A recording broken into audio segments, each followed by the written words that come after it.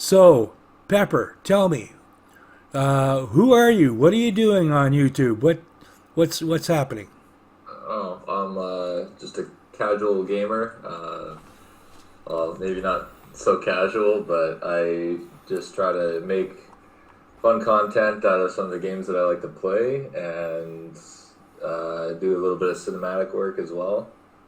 And yeah, right now I'm taking a bit of a break because my main game is kind of being it's going through a transitional period with its developer having sold it to a new publisher, and they're really dropping the ball on the direction of the game, and they've introduced some patches that have caused the game to be almost unplayable.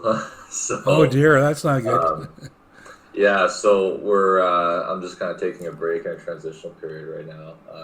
See where I want to go with my content, but over the past couple of years, it's mainly been gameplay footage and streaming the high level competitive games, Yeah. and yeah, So when and did doing when did you start your channel?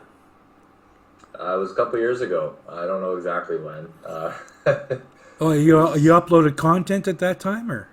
Yeah, it was sometime like around 2021. I really started doing it to try to make tutorials for new players for this game that I was in. And a lot of those videos that are older are just private videos that we'd share within our gaming community. And then I ended up getting a better computer that was capable of doing a little bit more recording, like storing more video. And then I started making shorts and doing just kind of more consumption content stuff. And yeah, it started to go pretty well for a few of them. And yeah, but right now I haven't played this game at all in a couple months, so I was sort of waiting for it Yeah, to get back online, or yeah, for me to figure out how to make content with these other games. So yeah. So what's your favorite game of all time, and why? all time, uh, favorite game of all time. Oh, I don't know. Maybe I mean, things come and go, but I think a classic is Elder Scrolls. Any of the Elder Scrolls series are really good. It's only single player, but there seems to be endless content and adventures that you can go on. It doesn't seem to get old, and I mean they've been milking Skyrim for almost 15 years now, and it's still a fun game to play. Oh So I yeah, think that kind of holds the throne as the classic ultimate. You know, I think it's been a long time since anybody came out with a game that was single player that lasted that long. so what's the most recent game that you've played that you've enjoyed that's new? Well, the game that I've been playing recently, I don't know if it's new. It's definitely not new, but it's new to me. It's called Rust, and that game has a pretty good depth of gameplay in it. Although there's really like it's online only, but very steep learning curve. It's very challenging. But I mean, the things that you can do in the game are very open to your creativity. Like it kind of, you can do something very basic, play very casually, or you can get together with groups of hundreds of people and build a metropolis if you want. Yeah. So So what's your yeah, preferred it's gaming platform, and why do you prefer that? Steam, 100% Steam. Steam's the only way to go. There's other ones like Origin that are run by the creators of The Sims, and they do a few other things. But I find Steam is the only one that's really actually a gaming platform. The rest of them are really just they support one game or two games that this particular studio or publisher made, and a lot of the time those games are available on Steam as well. And those publishers tend to try to corner you into their gaming platforms, and they try to sort of encourage you to spend money on little microtransactions and things like that, Oh yeah, pay to win stuff. So the games that they offer aren't really all that worth anyway, right? yeah. So Steam almost always has every game that can launch for PC, and also PlayStation now, I think, Oh yeah. has the Steam platform. So So when did you start gaming? I was very, very young. I think I was like 5 years old. Yeah. Did you play checkers, chess? What? Yeah, I played some chess. My dad taught me chess, and we had a computer that was a Windows 3.1 PC in the household. It was shared, and I played Doom, the first one, and I remember playing Warcraft. Doom. Oh yeah, Warcraft 1 was another one that had come out about, I think it was like 1994 or something like that when it came out. So yeah, I was playing those Did, and Rayman, some really old classics. They're yeah. relics now. Yeah, I just have to mention this uh, playing Doom. That I got to the very last level and found this wall, and you push the wall in, and I was pushing these walls away for like 20 minutes, half an hour. I can't remember how long it was, and finally I entered this room, and in the room there was this 3D word, and the word was Ardwolf, and it had a phone number. So I called the phone number, and of course by that time it was defunct because it was 2 years after the Doom company had closed or sold or moved on. But yeah, and so recently I looked it up, and sure enough, they got the password in Wikipedia or something for this Doom game. Huh. So, have you ever competed in any gaming tournaments or events? Yeah, many, many. Um, The most so recent for one. Hell Let Loose, I went professional for a couple of years, and I think the first tournament that we won as a team was the IISP tournament, the International or IASP, International Association of Suicide Prevention. It was a fundraiser, so it was like paid to join the tournament, and I think there was something like 12 teams that competed. It was like single elimination ladder matches, and we went undefeated in that tournament. Wow. And then the next season, we entered the seasonal, and we came as a finalist in the seasonal, but we didn't take the number one spot. I think we ended up with like a number 5 spot or something like that in the playoffs. And then the next seasonal, after that, we ended up second. So we lost in the final round against a team out of Germany. And then played another tournament that was for the Wounded Warrior Project, and I actually continue to make content to promote that that event series that gets run every year in June. And yeah, and recently I haven't been playing as much, but I still do have a membership on that team that competes in there's a seasonal tournament that happens twice a year, as well as there's a Hell Let Loose Competitive Association League that has a more season-long tournament that is a round-robin structure. And so, yeah, and I mean, we've always been kind of in the finalists for all of those as well. So it's been a long journey, seen a lot of people come and go. But yeah, it's a very highly competitive game. And it used to be, a lot more popular, but right now it's kind of in a bit of a lull while the developers figure out how to make the game work again. Yeah.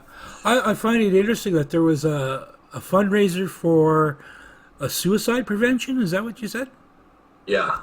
So, yeah, through the game, there's 2 charities that I've done fundraising for, and the one was the International Association of Suicide Prevention. It's like a hotline that I guess provides if you're depressed or whatever, they provide counseling. And then the other one is the Wounded Warrior Project that funds veterans and programs for veterans that have lost limbs or whatever it is. Oh yeah. Yeah. Well, that's really interesting. I wonder why they picked the gaming community to do a fundraiser, or was that somebody? Well, because it's a game based on World War II, right? Yeah. And so it kind of just goes hand in hand with veterans. A lot of veterans play, and I think it appeals to that audience, right? So, if you can put together good events with a game, and the game is structured in a way where you can own servers and you can do things like that, then people just kind of as a community come together and we find ways of doing things that are meaningful with our time on the game instead of just playing for the sake of playing. Right. Yeah. Yeah. That makes sense. Wow. Do you prefer single player or multiplayer games? It depends. There are definitely some single player games that I really like. Um, like the Elder Scrolls and things like that. But multiplayer games add a level of challenge because if you play a single player game well enough, the AI is usually really easy to defeat. It's it's not challenging. It's more of a like solo adventure kind of thing. But that's nice if you want to just have a relaxing time. But then the challenge of online is you have other players that are also very good, and so they're unpredictable. They're not just some dumb AI that you can jump on a wall to have them like go brain dead. Yeah. So the AI is there just so you have like someone to play with as opposed to.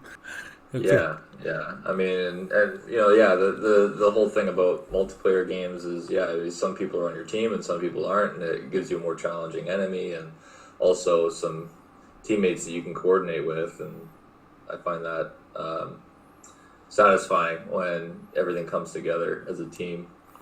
Do you think these kind of games are a form of art? Yeah, I mean, and from the development side of it, definitely there's a lot of artwork involved, modeling and texturing everything, and making the environments, and putting together all the maps. Like that's definitely a form of art unto itself. Yeah, I mean, some of the games, some games out there aren't. Some of them are just there as like a money grab. It's practically a slot machine. Oh, But there's definitely some games out there that are I would consider art for sure. yeah. Have you ever played a game that had a particular memorable storyline or character? Um, You can just say no. no, not really. Yeah, I like to play kind of open-ended games, sandbox games, right? So the storyline it's not really all that structured. I mean, Skyrim, Elder Scrolls V has some great storylines in it, right? But there's so many hours of gameplay available there that, like, you'd have to play the game. I mean, the people are 15 years in and still discovering new things and little details and stories that they never noticed before and things like that, right? So, Yeah.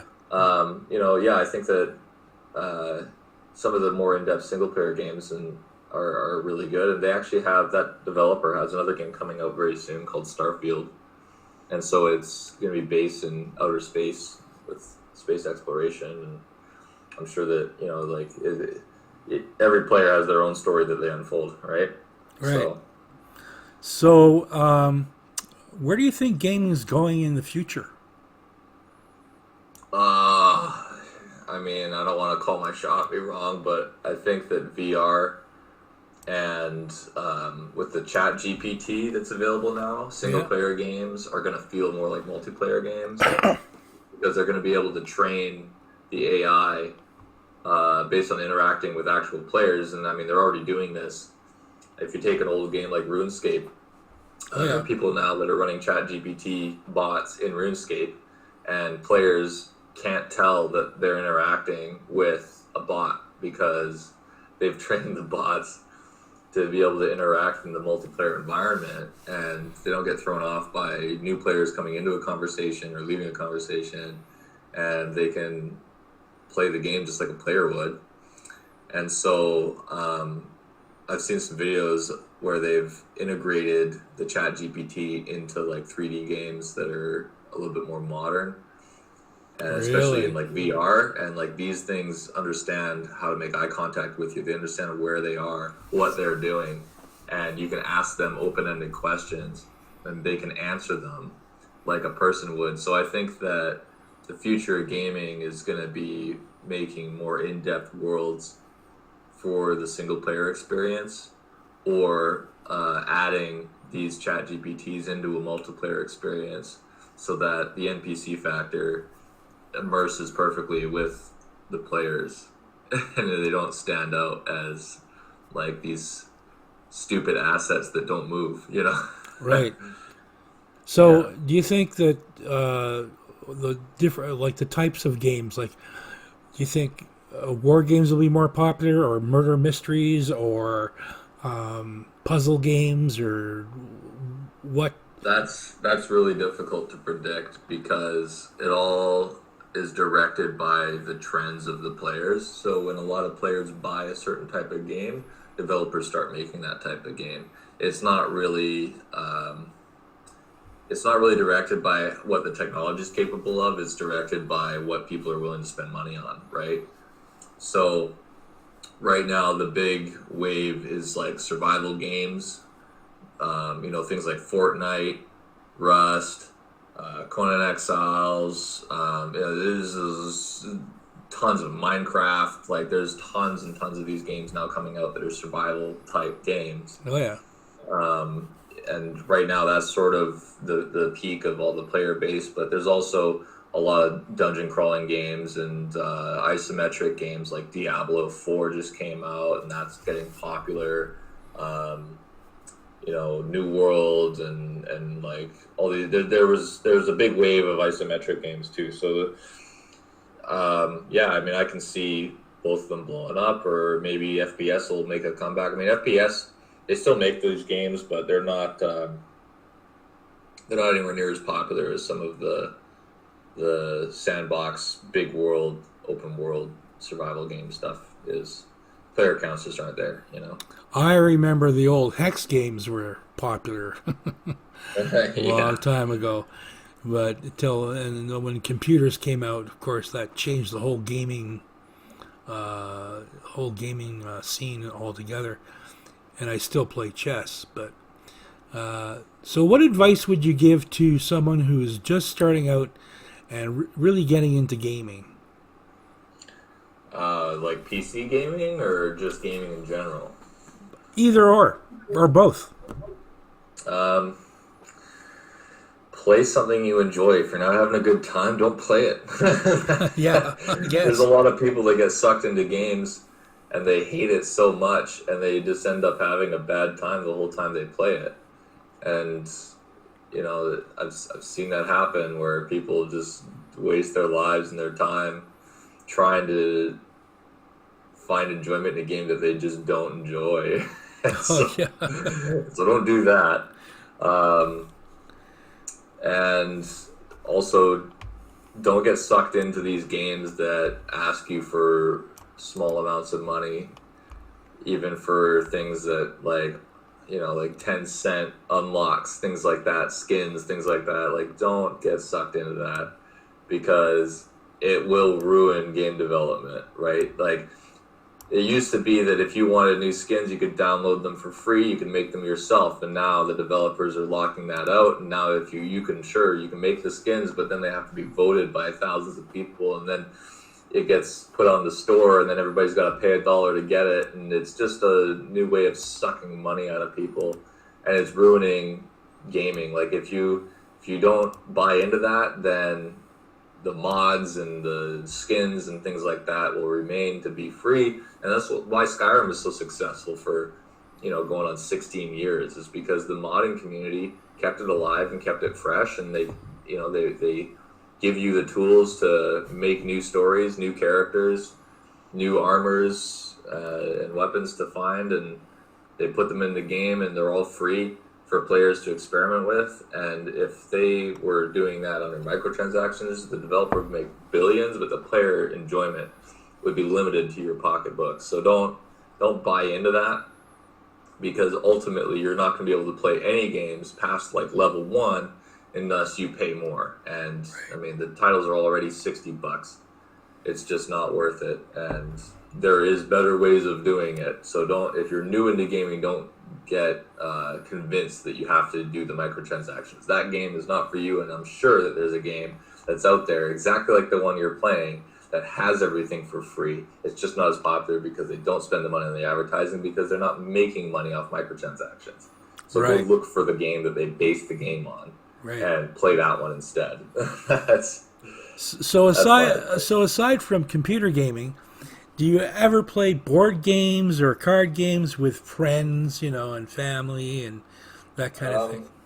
Not so much anymore. The occasional chess game, but not a lot of people know how to play that anymore. And like at a party, we'll play. There's a game called Cards Against Humanity, and you pull different cards, and one card will be like a question, and then everybody draws cards that have answers on them, and you can play the cards to make hilarious outcomes. That's basically it. Okay. Yeah. Well, thank you so much for coming on and doing this interview.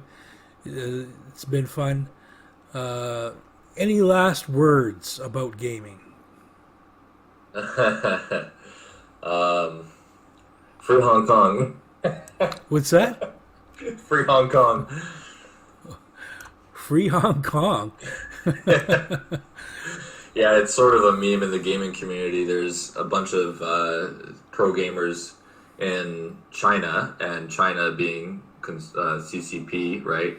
They don't allow you to say anything about what's happening in Hong Kong because, of course, it makes them look bad, right? And so there's some gamers that will, as soon as they get on a live stream or something, they'll just say, save Hong Kong, and then they cut the stream off and ban them from the tournaments or whatever. Oh, So jeez. it's sort of a meme. No. It just shows it exposes the censorship going on, right? Yeah. Yeah. Okay, Okay, well, thank you again very much for coming out, and we'll talk to you next time. All right. Thanks for having me.